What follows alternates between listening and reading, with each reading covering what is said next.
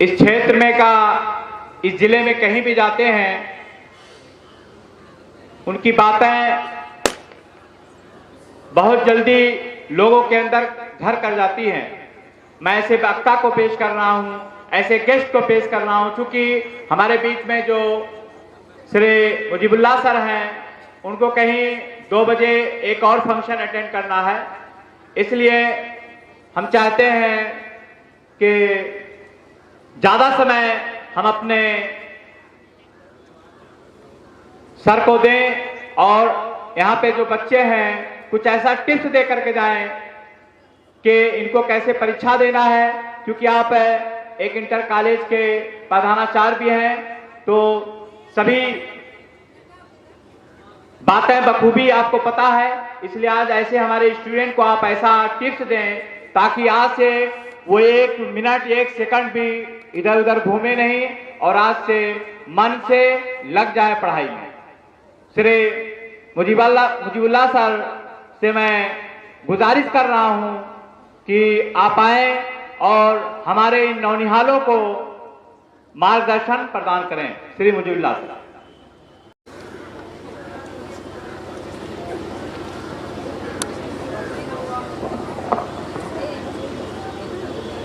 अस्सलाम वालेकुम। The great coaching centre के 17वें एनुअल फंक्शन और प्रतिभा सम्मान समारोह के आज इस विशेष अवसर पर हमारे बीच में जनपद संत कबीर नगर के यंग एनर्जेटिक युवा जो अपने ड्यूटी का पालन करते हुए जनपद संत कबीर नगर के विभिन्न विद्यालयों के वार्षिकोत्सव और बच्चों का उत्साह वर्धन करने के लिए, उनकी हौसला अफजाई करने के लिए अक्सर विद्यालयों में फंक्शन में हम लोगों से मुलाकात होती रहती है। खाद्य एवं रसद विभाग में कार्यरत जनाब Rajmani Prajapati ji, the great coaching centre जो अपनी सेवाएं लगातार 17 वर्षों से नंदौर के इस क्षेत्र में, जिसको हम पिछड़ा तो नहीं कह सकते क्योंकि साइंस और टेक्नोलॉजी आज इतना ज़्यादा पूरे हिंदुस्तान ही नहीं बल्कि दुनिया में डेवलप कर गई है। नेट कनेक्टिविटी और जो भी फैसिलिटीज़ होनी चाहिए शहरों में, आज देहातों में भी अवेलेबल हैं। तो कहीं से हमारे इस इलाके के यहाँ पर जो बहुत ही इज्जतमाब, मुअज्जिज, सम्मानित, आलिजान जनाब शख्सियात और छात्र छात्राएं और मेहमान खुसूसी यहाँ पर मौजूद हैं, वो अपने आप को कम ना समझें। ग्रेट एटीट्यूड, ग्रेट विचारधारा, ग्रेट वर्क, ग्रेट जॉब करने वाले इस कोचिंग सेंटर के डायरेक्टर बच्चों के हौसला अफजाई करने के लिए हमेशा अच्छा गाइडेंस, अच्छे ट्यूटर की हैसियत से, अच्छे टीचर की हैसियत से, न सिर्फ बल्कि एक अच्छे अभिभावक की हैसियत से इस ग्रेट कोचिंग सेंटर को संचालित करने वाले हम लोगों के छोटे भाई जनाब बरकतुल्लाह साहब, हमारे बीच में नंदौर इलाके से तशरीफ लाए बहुत ही मुअज्जिज, इज्जतमाब शख्सियात जनाब मकसूद आलम साहब, जनाब मोहम्मद फारूक साहब। अभी कुछ देर पहले आप लोगों के सामने इसी कोचिंग सेंटर के 2 बच्चों ने अपनी वैज्ञानिक कला का प्रदर्शन करते हुए 2 मॉडल प्रस्तुत किए, जिसमें से एक जेसीबी और दूसरे एक लाइफ आई सिस्टम के द्वारा, जिसके बारे में हमारे बीच में इस कोचिंग सेंटर के बच्चों की हौसला अफजाई के लिए, उनका उत्साह वर्धन करने के लिए और समय समय पर हम लोगों से भी भेंट मुलाकात करने के बाद अपनी वैज्ञानिक सोच को छात्रों छात्राओं में विकसित करने वाले, जो भी कुछ समय के बाद में आपको बहुत ही डिटेल में इस मॉडल के बारे में बताएंगे, श्री विपिन जायसवाल जी, जिन्होंने हमसे परिचय कराते हुए, इंट्रोडक्शन कराते हुए उन्होंने अपने आप को छोटा वैज्ञानिक कहा, लेकिन मेरी सोच पे, मेरे एटीट्यूड में, मेरे नज़रिए में और आपकी जो सोच है वो बहुत ही ग्रेट है। इसलिए आप कभी भी आइंदा आने वाले समय में, भविष्य में कभी भी आप अपने आप को यह कि स्मॉल या लिटिल वैज्ञानिक नहीं कहेंगे, बल्कि आप अपने आप को एक ग्रेट वैज्ञानिक से नाम से परिचय कराएंगे। इसके साथ साथ आज के इस प्रोग्राम की शोभा बढ़ाने के लिए, बच्चों की हौसला अफजाई करने के लिए हमारे बीच में जो बहुत ही ग्रेट या महान व्यक्तित्व यहाँ पर तशरीफ फरमा यहाँ पर उपस्थित हैं, जिसमें वाल्मीकि बर्नवाल जी, श्री राजेश कुमार सर जी, शंभू सर जी, जनाब फखर आलम साहब, बरसाती खान साहब, इन बच्चों की हौसला अफजाई करने के लिए अलहुदा पब्लिक स्कूल समरियामा के डायरेक्टर आलिनाल सर्वे सर्वा मैनेजर जनाब फैजान अहमद साहब, बच्चों की हौसला अफजाई करने के लिए और इन बच्चों में निखरती हुई प्रतिभा, टैलेंट को समझने के लिए और आज के इस कार्यक्रम से एक मैसेज और पैगाम ले जाने के लिए हमारे बीच में तशरीफ फरमा बिलहर ब्लॉक के एपीओ और mother school Nazim Khan public school Tinja के आलिनाल सर्वे सर्वा जनाब मिराजुल हक साहब, Sanabil girls inter college Rasulpur Muladiha Baig के सेक्रेटरी और national inter college Muladiha Baig में हम लोगों के कालिक के साथ अपने खिदमात और अपने कंट्रीब्यूशन योगदान को देने के लिए हमेशा तत्पर जनाब मोहम्मद आजम साहब, और इसके साथ साथ नंदौर इस क्षेत्र और इस इलाके के खासतौर से बेगम इसाद नबी गर्ल्स इंटर कॉलेज के टीचर जनाब नसीम अहमद साहब, जनाब जमील अहमद साहब, मैं यहाँ पर हमारे सामने बहुत ही मोतबर, मुअज़्ज़िज़, सम्मानित, रिस्पेक्टेबल, ऑनरेबल शख्सियात यहाँ पर बैठी हुई हैं। मैं जिनके नाम से परिचित नहीं हूँ, जिनका नाम नहीं ले सकता हूँ, उनसे मैं माजरत माफ़ी मांगते हुए, मेरे लिए बहुत ही अदब और एहतराम के लायक हैं, इल्म दोस्त हैं, इंसानियत दोस्त हैं, ह्यूमैनिटी उन सभी लोगों को प्यार है, तालीम के दोस्त हैं, इन बच्चों के अभिभावक हैं। मैं उन सभी का आज के इस प्रोग्राम में ख़ास तौर से मैं इस्तकबाल करता हूँ। बहुत ही खूबसूरत ढंग से आज के इस प्रोग्राम को आगाज़ से लेकर के अंजाम तक पहुँचाने के लिए बहुत ही अदब एहतराम से आप सभी लोगों का सम्मान करते हुए आज के इस प्रोग्राम का अच्छा संचालन कर रहे नाज़िमे जलसा और बरकतुल्लाह साहब, हमारे बीच में यहाँ पर बहुत ही छात्र छात्राएं उपस्थित हैं और ख़ास तौर से यहाँ पर बहुत सारे सम्मानित टीचर्स हैं, शिक्षित, प्रशिक्षित, लर्नड, विद्वान, ड्यूटीफुल अध्यापकों, और आज के इस प्रोग्राम में ख़ास तौर से जो प्रोग्राम है उस प्रोग्राम में जिन बच्चों का उत्साह वर्धन किया जाना है, जिन बच्चों को सम्मानित किया जाना है, जिन बच्चों की हौसला अफजाई की जानी है, ख़ास तौर से साल भर के पूरे कार्यक्रम और कोचिंग चलाने के बाद में बच्चों में छुपी हुई प्रतिभा को पहचानने के बाद में इस एनुअल फंक्शन के अवसर पर, मौके पर जिन बच्चों को सम्मानित किया जाना है, अपने अपने घरों के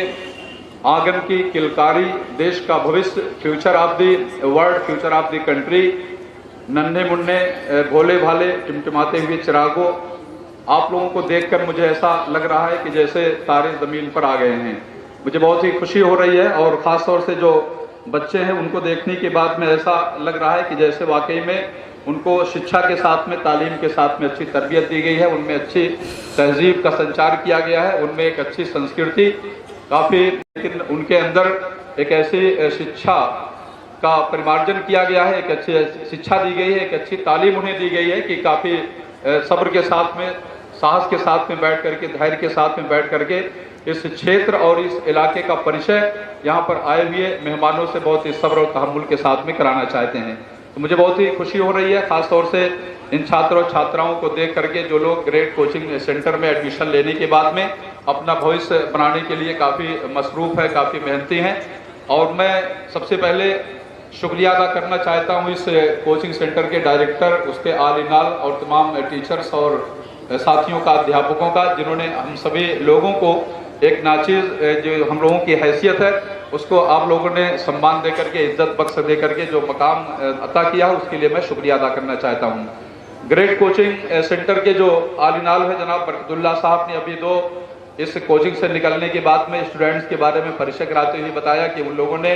IAS प्री के एग्जामिनेशन को उन्होंने पास कर लिया है। मेंस की तैयारी करने के लिए सभी लोग कोशिश कर रहे हैं। तो हम सभी लोगों की दुआएं, खासतौर से जो यहाँ पर बहुत ही सम्मानित इज्जतमाब गार्जियंस मेरे बहुत ही करम फरमा और आज के इस कार्यक्रम को कामयाब बनाने के लिए, अपनी दुआओं और आशीर्वाद से नवाजने के लिए इन बच्चों को, जो लोग यहाँ पर तशरीफ फरमा है, हम सभी लोगों की दुआएं मिल करके उन बच्चों के साथ में हों और हमारे सामने जो देश के भविष्य, हमारे समाज के भविष्य, हम लोगों के अंधों की लकड़ी और हम लोगों का सहारा जो हम लोगों के सामने बैठे हुए, हम लोगों की दुआएं और आशीर्वाद इन बच्चों के साथ में हो, जिससे आने वाले वक्त में इन बच्चे कामयाब हो सकें। और कामयाब होने के साथ साथ जिस तरह से आज नंदौर में बैठ करके अपने परचम को लहरा रहे हैं, ठीक उसी तरह से ये सभी बच्चे आने वाले वक्त में हमारे देश में ही नहीं बल्कि दुनिया के दूसरे देशों के कोने कोने में अपने परचम को लहराते रहें। प्रिय छात्र छात्राओं, सम्मानित साथियों और इज्जतमाब ऑनरेबल गेस्ट ऑफ ऑनर, क्योंकि आज का जो कार्यक्रम है वो अक्सर या बहुधा बेस्ड है छात्रों छात्राओं पर, और बहुत अधिक संख्या में यहाँ पर बहुत ही डिसिप्लिन्ड, अनुशासित, सुसंस्कृत और तहजीब याफ्ता छात्र छात्राएं यहाँ पर बैठे हुए हैं। हमारे लिए कौन सी चीज़ ज़रूरी है, शिक्षा को हम कैसे ग्रहण करें, आपके अध्यापक या आपके जो गार्जियन है जिनका नाम आपके माँ बना सकें, और एक अच्छे शहरी, एक अच्छे सिटीजन के रूप में हम अपने देश में अपने आप को स्थापित कर सकें। जब तक हम अपने टीचर्स, अपने गार्जियन, माता पिता, अध्यापकों की बात को नोटिस नहीं करेंगे, और नोटिस करने के बाद में जब तक हमें एक एहसास नहीं होगा,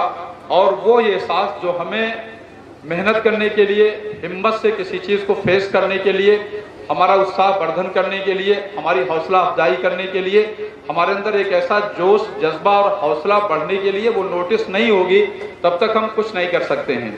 तो इसके लिए ज़रूरी है कि कम से कम आपके जब अभिभावक, आपके माता पिता, आपके टीचर और आपके जो कोचिंग सेंटर है उनके जो डायरेक्टर हैं, आपको जब कभी भी अपना अच्छा गाइडेंस दें, आपको अच्छा मार्गदर्शन दें, आपको सही नसीहत दें, आपको सही तालीम दें, तो कम से कम उनके सेंटेंस में, उनके जुमलों में आप किसी ऐसे सेंटेंस को तलाशने की कोशिश कीजिए जो आपके जहन पर लग जाए, और उस जहन पर लगने के बाद में उस वक्त आप अपने ज़िंदगी का मकसद तय कर लें, और ज़िंदगी का मकसद तय करने के बाद में फिर आप उसके अकॉर्डिंग मेहनत करें। ये ज़रूरी नहीं है आपके लिए कि आपने बहुत मेहनत किया है, आप बहुत कोशिश कर रहे हैं, आप काफ़ी लंबे वक्त तक घर पर बैठ के पढ़ाई कर रहे हैं, कोचिंग सेंटर में आप रेगुलर आ रहे हैं, बल्कि ये बात आपके लाइफ में बहुत कि एक लड़का प्राचीन काल में जब स्कूल इस्टेब्लिश नहीं हुए थे, उस वक्त गुरुकुल में लोग शिक्षा दिया करते थे, तालीम हासिल किया कर सकते थे। एक लड़का एक गुरुजी के पास में गुरुकुल में पढ़ने के लिए गया, काफ़ी लंबे समय तक अपने गुरु के पास में वो पढ़ता रहा, शिक्षा लेता रहा, तालीम हासिल करता रहा, लेकिन कई वर्ष बीत गए, उस लड़के में किसी तरह का कोई इम्प्रूवमेंट नहीं हुआ, उसे कोई नतीजा नहीं मिला, उसे कामयाबी नहीं मिली, अच्छे अंक नहीं हासिल कर सका, अच्छी मेहनत करने के बावजूद में भी उसे अच्छा नंबर नहीं मिला। गुरुजी चूंकि ईमानदार थे, उन्होंने उस लड़के को बुलाया, और बुलाने के बाद में कहा, बेटा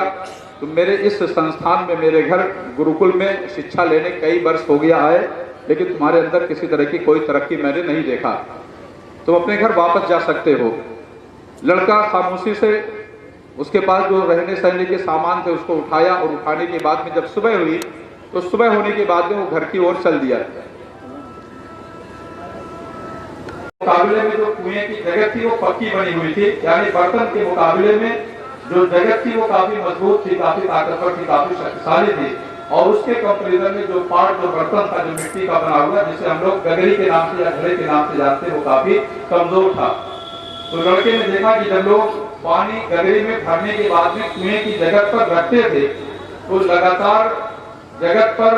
गगरी को रखने के बाद में वहां पर कोई निशान या चिन्ह बन गया था। लड़के ने जब देखा तो देखने के बाद में ये जो दृश्य उसके सामने था, जो सीन उसके सामने था, उसके दिमाग में स्ट्रक किया,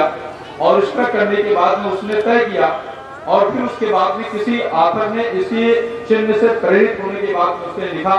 hard practice and regular practice makes a man perfect. कठिन परिश्रम और लगातार परिश्रम किसी व्यक्ति को परफेक्ट बनाता है। उस लड़के के दिमाग में ये बात घर कर गई, और घर करने के बाद में फिर वहां से वापस हुआ। वापस आने के बाद में फिर वो गुरुजी के पास आया, और गुरुजी के पास जाने के बाद फिर उसमें बिक्री बहुत ज्यादा बढ़ जाया करती थी, अपनी इनकम, अपनी आय इस तरह से वो बढ़ा लिया करता था। एक दिन जब वो बैलून सेलर, गुब्बारा बेचने वाला व्यक्ति ऐसे कर रहा था, या वो गुब्बारों को हवा में उड़ा रहा था, तो कुछ ही देर के बाद में उसे इस बात का एहसास हुआ कि शायद कोई लड़का या कोई व्यक्ति मेरे दामन को खींच रहा है। उस बैलून सेलर ने पीछे मुड़ करके देखा तो पाया कि एक छोटा सा लड़का है, और वो उसके कुर्ते को पकड़ करके खींच रहा था। उस बैलून सेलर ने उसको रोका, रोकने के बाद कहा, बेटा बताओ क्या बात है। लड़के ने एक काले रंग के गुब्बारे की तरफ संकेत किया, इशारा किया और इशारा करने के बाद में कहा कि क्या ये काले रंग का गुब्बारा भी इतनी ऊंचाई तक उड़ सकता है। तो हमें इस बात पर गौर करना होगा, ये सोचना होगा कि जितने भी छात्र छात्राएं हमारे सामने बैठे हुए हैं, किसी भी संस्था में एडमिशन लेने के बाद में पढ़ते हैं या हमारे पूरे प्रदेश और पूरे देश में या दुनिया के बहुत सारे इंस्टीट्यूशन में, संस्थाओं में पढ़ते हैं, तो हम सभी लोग अपनी शक्लों के आधार पर नहीं, अपने फिजिकल स्ट्रक्चर के आधार पर नहीं, अपने शारीरिक बनावट के आधार पर नहीं, अपने चेहरों के आधार पर नहीं हम उड़ना सीख सकते हैं, बल्कि कम से कम हमारे अंदर वो चीज होनी चाहिए जिससे हम एक अच्छे लक्ष्य को प्राप्त कर सकें। हमारे अंदर एक लगन होनी चाहिए, एक सोच होनी चाहिए कि किस प्रकार से हम यूपीएससी के एग्जामिनेशन को क्वालिफाई कर सकते हैं, किस तरह से हम आईएएस सिविल सर्विसेज की कंपटीशन को, IFS, IAS, PCS, banking, railway, डाकघर,